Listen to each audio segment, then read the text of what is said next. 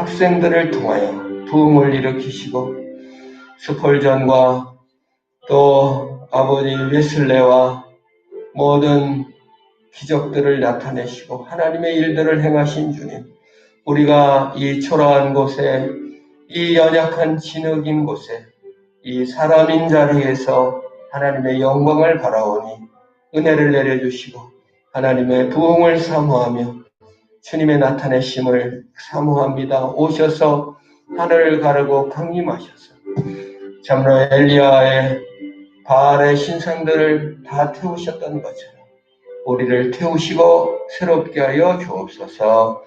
예수님의 이름으로 기도합니다. 아멘. 하나님 말씀 마가복음 7장 18절 19절 말씀입니다. 제가 말씀을 봉독합니다. 예수께서 이르시되 너희도 이렇게 깨달음이 없느냐? 무엇이든지 밖에서 들어가는 것이 능히 사람을 더럽게 하지 못함을 알지 못하느냐? 이는 마음으로 들어가지 아니하고 배로 들어가 뒤로 나갑니다. 그러므로 모든 음식물을 깨끗하다 하시니라. 예수님께서 그러므로 모든 음식물을 깨끗하다 하시니라. 우리가 성경을 보면은요, 요한복음도 해설이 나오고 마태복음도 마태가 해설을 해놔요. 근데 마가복음은 해설이 거의 없어요. 예수님이 하신 그 말씀 그대로 쫙 선언해 주는 거예요. 오늘 정결 예식의 마지막 선언, 모든 음식물을 깨끗하다 선언하신 줄 믿으시기를 바랍니다. 이게 정결 예식이에요. 여러분, 정결 예식은 아주 구약 성경은 무섭습니다. 음식에 대한 정결 예식도 아주 무서워요. 유대인들이 이렇게 배가 고파서 다 죽게 생겼는데 앞에 돼지들이 이렇게 있고 돼지를 잡아먹으면 다 살 수가 있어요. 그래도 유대인들은 돼지를 끝까지 안 먹고 다 굶어 죽어요. 그게 영광의 순교예요. 이렇게 정결한 것을 음식을 안 먹음으로 자신의 정결함을 지킬 수 있다고 생각했습니다. 사람도 마찬가지예요. 애굽 사람들이, 이집트 사람들이 유대인에게 와가지고 내가 유태인이 되고 싶습니다. 그러면 안 받아줘요. 일대 아들을 낳고 그 아들이 또 아들을 낳고 그 아들이 또 아들을 낳아서 4대가 지나야 이집트 사람은 유대인이 될 수가 있어요. 그게 성경의 법이에요. 모압 사람들이 야, 하나님 너무 좋다. 이제 내가 예수 믿고 이제 유대인 돼야 되겠다고 유대인한테 가서 나 유대인 세워주세요. 그러면은 영원히 유대인을 안 시켜줘요. 7대까지 내려가도. 마무리 내려가도 안 시켜줘요. 율법에 딱 못 박아져 있는 거예요. 그래서 이 정결 예식은 지금으로 말하면 완전히 막 그냥 정말 들고 일어날 일이에요. 사람을 딱 너는 모압인 유대인 안 돼. 넌 돼지 먹었지? 넌 더러운 놈이야. 다 먹는 거나 피부색, 종족으로 다 구분을 많이 시켜놨어요. 엄청난 우월주의입니다. 그리고 참 무섭습니다. 정결법이. 엄청난 우월 의식을 이렇게 남겨놨어요. 그래서 이렇게 유대인들이 그 이방인들을 왜 있냐라는 토론을 하면서 지옥의 땔감이 부족해서 유대인 이방인들을 놔뒀다. 우리도 그렇습니다. 우리 예수 믿는 사람도 은연중에 예수 안 믿는 사람의 지옥의 땔감이다 이렇게 쉽게 말하기가 쉽습니다. 이 무서운 유대 율법주의요 정결적인 것입니다. 이런 우월주의가는요 진화론하고 똑같아요. 진화론하고 유대의 우월주의, 정결 예식, 율법주의가 아주 너무 닮았어요. 나는 우월하다. 그러므로 살아남아있고 너는 죽여도 된다. 이게 진화론이잖아요. 자연의 우월함을 획득한 자만 살아남는다. 그러므로 너는 도태되고 나는 살아남는다. 이게 무서운 겁니다. 우월주의가 그렇게 무서운 거예요. 인종적 편견이 그렇게 무서운 거예요. 죽여도 되는 거예요. 그런 의미에서 히틀러가 사람을 600만 명씩 학살을 했어요. 유대주의도 진화론도 다 영향받은 거예요. 성경의 영향을 받은 거예요. 잘못 왜곡된 율법주의, 정결법, 왜곡된 진화론 이런 것들이 학살을 하면서도 양심의 가책을 느끼지를 못해요. 지금 이런 것들이 은연중에 있습니다. 백인 우월주의, 또 무슨 판사 우월주의, 검사 우월주의, 나 없으면 안 되고 내가 남보다 우월하다는 것이 많이 있습니다. 이게 철폐돼야 됩니다. 이 기독교 내에도 이런 우월주의가 너무 많아요. 중세시대에 수도원이 생겼습니다. 왜 생겼겠습니까? 세상이 너무 악해지니까 수도원이 생겼어요. 루터도 수도소용이었어요. 수도원에 들어갔습니다. 그래서 경건이라는 것을, 부르심이라는 것은 특별한 우월한 사람들이 하는 것 같아 버렸어요. 수도원이. 이 캐톨릭의 그 전도되는 그 소명의식이 그런 거예요. 뭐냐면 그 소명과 종교적인 일이 전문가한테 맡기는 거예요. 경건하게 사는 전문가가 되는 거예요. 수도승이. 그러면 일반 세속과 수도승을 구분하게 됩니다. 그러면 더 거룩해질 줄 알았는데 이 거룩의 영역을 전문가에게 맡겨놓으니까 이 세속이 더 타락하게 됐고, 또 수도승이라는 사람들도 죄성으로 인해서 더 거룩해지지도 못해서 함께 타락하는 결과를 맺은 것이 중세 캐톨릭입니다. 오늘 개신교도들이 경건은 목사님이 할 일, 이렇게 또 기도는 목사님이 할 일, 성경 보는 것은 목사님 할 일, 사모님 할 일이라고 구분짓는다면 우리의 정결법에서 우리가 속고 있는 거예요. 캐톨릭의 경도된 직업의식과 생각을 갖게 돼버렸어요. 개신교도들이. 이게 바로 캐톨릭의 경도된다고 하는 겁니다. 이게 우월주의입니다. 종교적 우월주의도 무섭습니다. 점점 계급이 생기는 것이죠. 그래서 루터가 종교개혁을 일으킬 때 이렇게 말했어요. 설교하고 기도하는 일이나 기저귀를 가는 일이나 똑같이 하나님이 영광을 받는다. 설교하는 일과 밥그릇을 설거지하는 일이 똑같이 하나님께서 영광을 받는다라고 선언을 한 거예요. 이게 부름이에요. 이게 정결이에요. 모든 것이 다 정결하다라는 선언이에요. 예수님께서 오늘 정결, 돼지, 토끼 다 모든 음식이 깨끗하다라고 선언하셨어요. 여기서 우리가 다시 소가 더 건강에 좋습니다. 채식이 건강에 좋습니다. 여러 가지 영양소를 이렇게 좀 뽑아 볼 수는 있겠지만, 무슨 여기서 어느 안식교파에서 말한 것처럼 뭐는 좋은 거, 나쁜 거를 구분할 수 없어요. 왜? 예수 그리스도께서 모든 음식이 어쩌다고 선언했어요? 정결하다고 여기서 완전히 선언하신 거예요. 물론 베드로에게도 일어나 잡아먹으라, 하나님이 깨끗하다고 하는 것을 네가 정결 부정하다고 말하지 말라고 말씀해 주신 것이죠. 예배가 일입니다. 예배 드릴 때 하나님이 영광 받으십니다.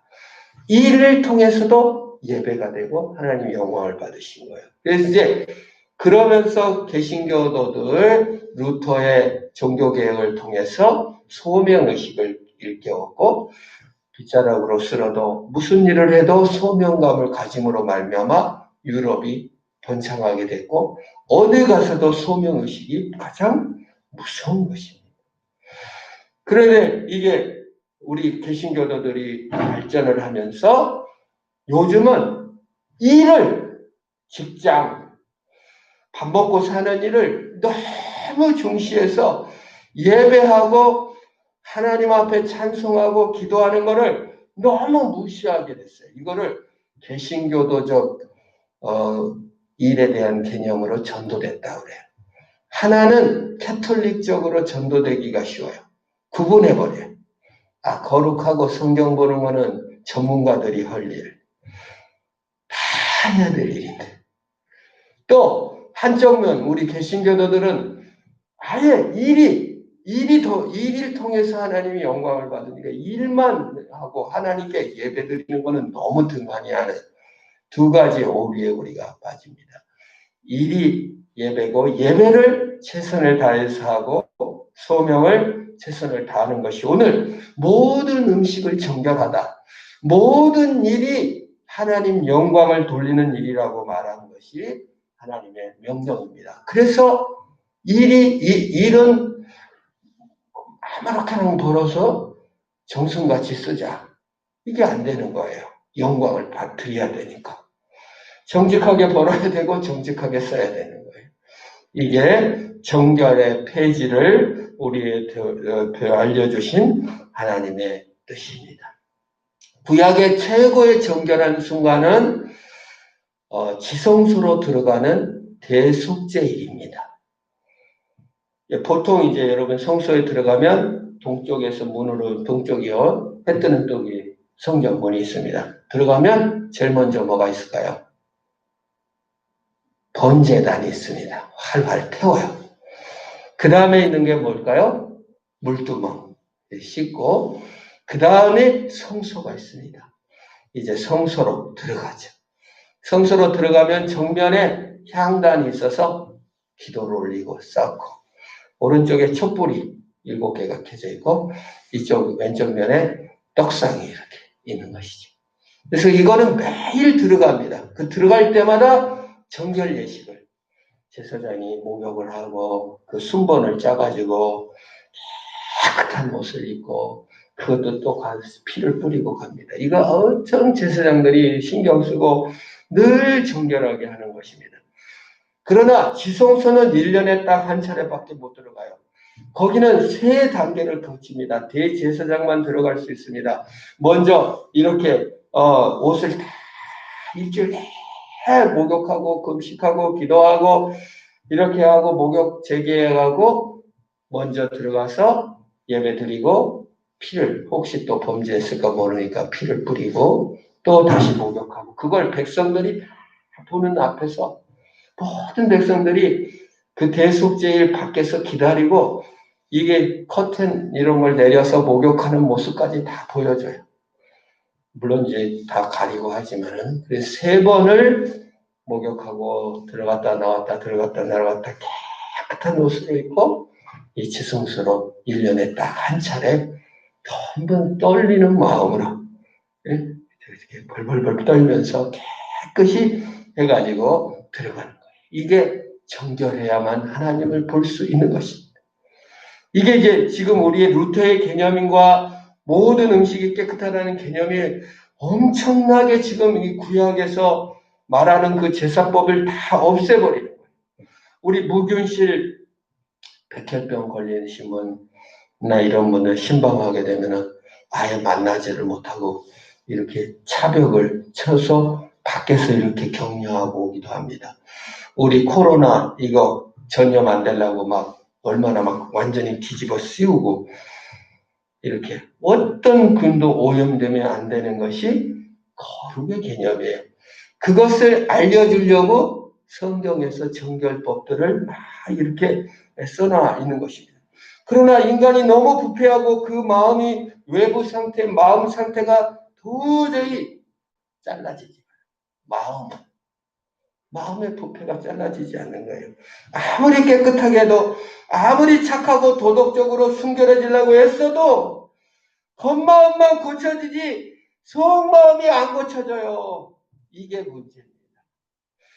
기뻐하시오, 감사하시오, 회개하시오. 하고 싶죠. 기뻐하고 싶지 않은 사람이 누가 있고 감사하고 싶지 않은 사람이 누가 있습니까?